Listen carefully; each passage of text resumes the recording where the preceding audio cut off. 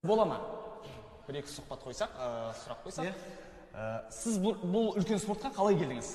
Жауабы? Толығырақ айтып өтсеңіз. Жалпы бір жыл болды келгеніме.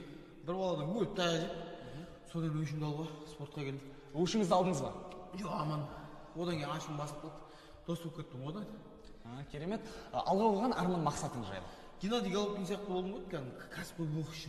Өте керемет. Мысалға Геннадий Головкиннің сіз білетіндей 3G деген лақап аты бар, иә? Сіздің қандай лақап атыңыз бар ма негізі? Бар ғой, 4G ғой. Жомарт Жексенұлы Жұмабаев. 4-ші G-ға келетін болсақ. Руым жағалбайды ғой. 4G, иә? Геннадий Головкин сияқты болған түптісің осында өскенде. Күлкілі ма саған, Күлкілі болып тұр ма?